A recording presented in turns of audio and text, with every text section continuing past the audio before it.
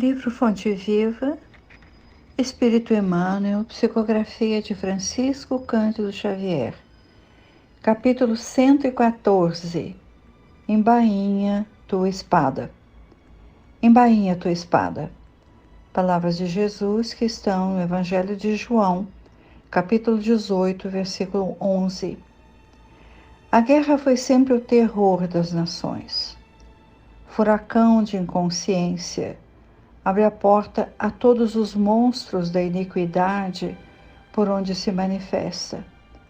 O que a civilização ergue ao preço dos séculos laboriosos de suor, destrói com a fúria de poucos dias. Diante dela surge o morticínio e o arrasamento que compelem o povo à crueldade e à barbárie, através das quais aparecem dias amargos de sofrimento e regeneração para as coletividades que lhe aceitaram os desvarios.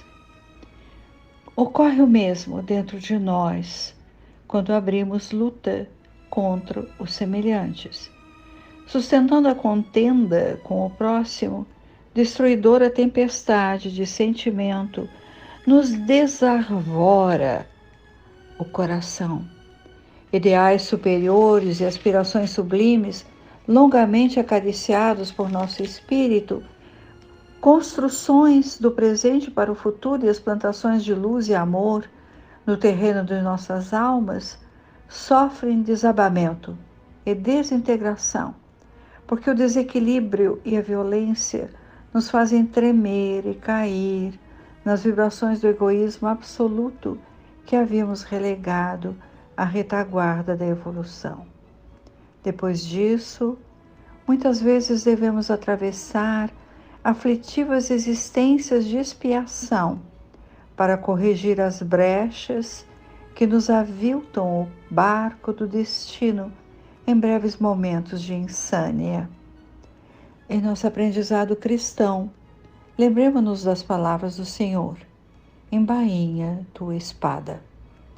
Alimentando a guerra com os outros, perdemo-nos nas trevas exteriores, esquecendo o bom combate que nos cabe manter em nós mesmos. Façamos a paz com os que nos cercam, lutando contra as sombras que ainda nos perturbam a existência, para que se faça em nós o reino da luz. De lança em riste, jamais conquistaremos o bem que desejamos. A cruz do Mestre tem a forma de uma espada com a lâmina voltada para baixo.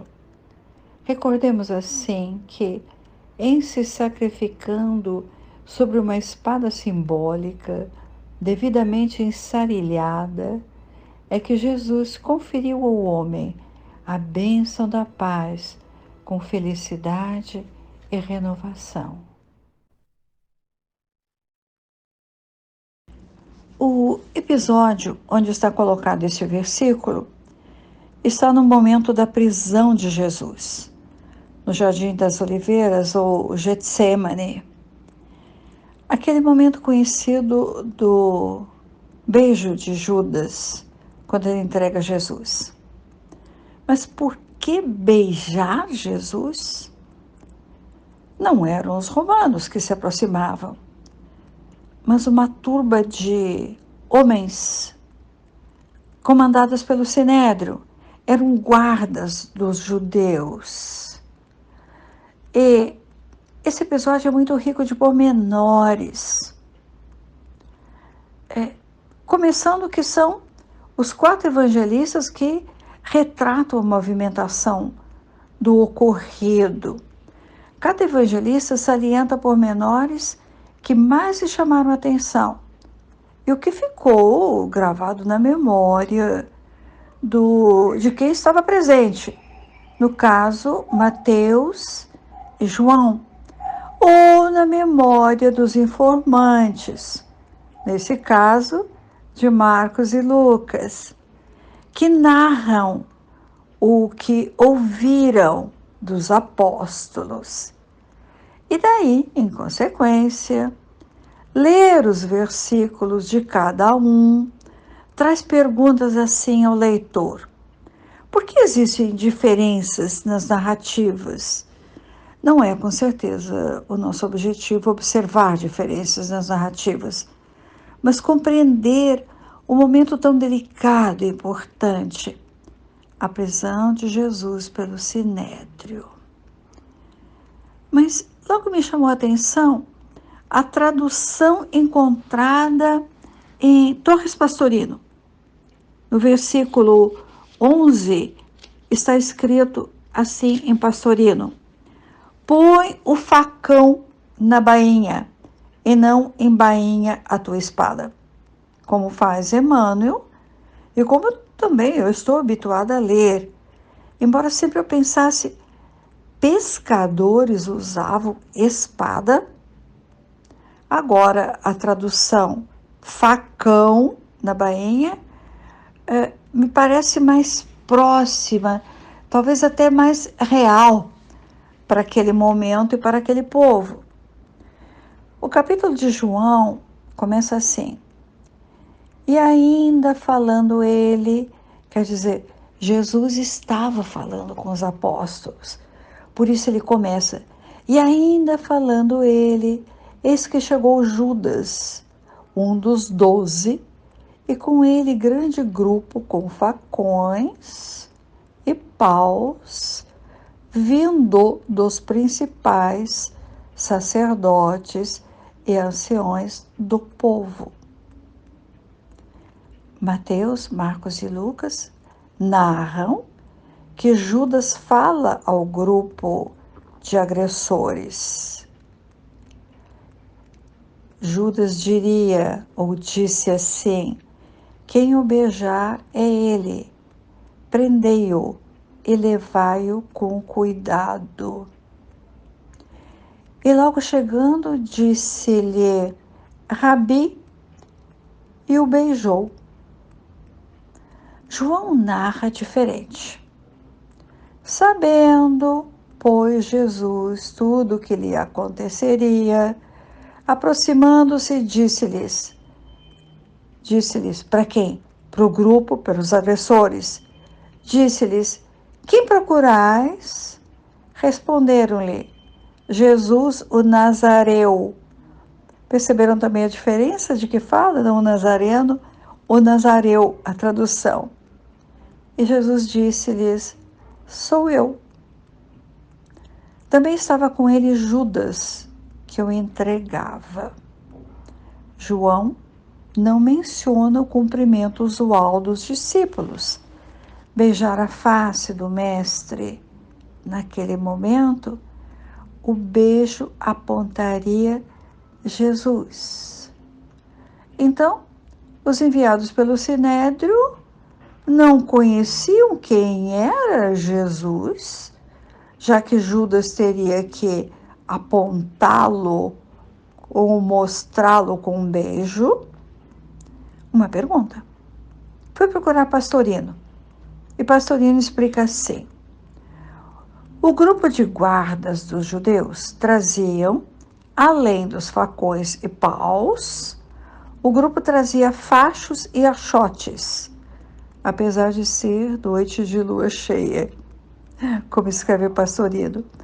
Pois no jardim havia a gruta onde Jesus costumava permanecer, e a gruta em total escuridão.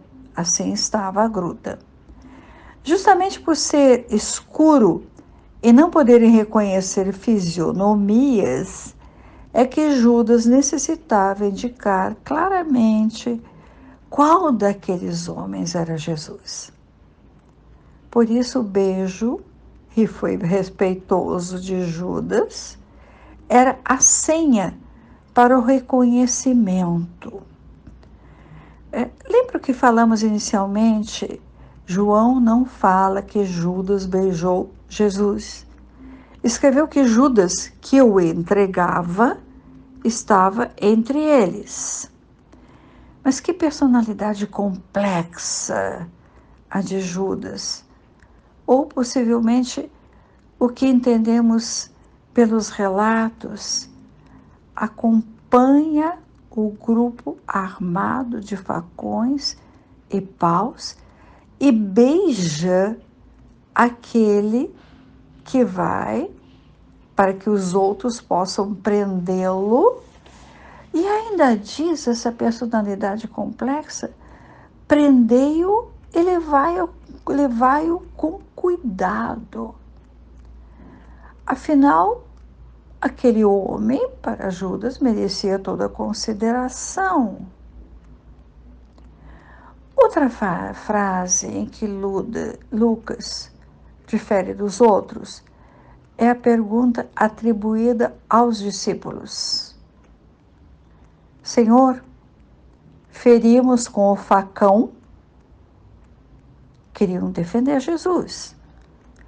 E sem esperar resposta, para não perder tempo, Pedro, impulsivo como sempre, puxa o facão da bainha e acomete contra um servo do sumo sacerdote. Após o gesto de Pedro, que poderia ter provocado um tumulto perigoso, eram poucos os apóstolos contra o grupo imenso. Então, o mestre olha para Pedro e o acalma, dizendo: põe o facão na bainha. A taça que me deu o Pai, não a beberei? Jesus toma a orelha do servo, que João diz chamar-se Malco, e a cura. E conhecemos o ensinamento de Jesus em Mateus. Repõe teu facão no lugar dele, pois todos os que pegam o facão morrerão pelo facão ou pela espada, como está escrito numa outra tradução. Ou ainda, quem com ferro fere, com ferro será ferido. Pastorino lembra-nos ainda que o ensino de Jesus é claro: e não toque nos corpos, para não assumir karmas negativos. Não use violência, que atrairá violências dobradas. Não reaja intempestivamente. Deixe crescer o joio junto com o trigo, pois na hora da colheita serão separados. Não enfrente o rei do mundo, pois ele cairá por si mesmo. Não adianta espancar as trevas, basta que a luz se acenda silenciosamente. Quem terá a capacidade de julgar os atos do Pai? Quem és tu, ó homem, que replicas a Deus? Está na carta de Paulo aos Romanos essa expressão. Com a prisão de Jesus, os apóstolos compreenderam que chegara a hora tão anunciada por Jesus. Vamos ver agora o texto de Emmanuel. Ele abre como que um leque para a reprimenda de Jesus. Qual reprimenda ou qual advertência? Embainha tua espada. Quem com ferro fere, com ferro será ferido. Ou as consequências virão, causa e efeito. O momento em que Jesus é preso sem acusações, torna-se para Emmanuel o momento maior da violência na Terra. Então, Emmanuel segue para outra fase, muito triste na humanidade até agora, a guerra. A guerra que foi sempre o terror, espalhando ódio entre as nações. O que a civilização ergue ao preço dos séculos laboriosos de suor, destrói com a fúria de poucos dias, escreve Emmanuel. Penso que cada um de nós já se defrontou, ou quem sabe até estimulou, os maiores desatinos em tempos de guerra, pelo menos em encarnações passadas. A TV, os filmes, nos apresentam as terríveis consequências das lutas: mortes prematuras, orfandade, viuvez, fome, doenças e consequências dessas lutas fratricidas, porque os homens não se consideram irmãos. Motivo para isso?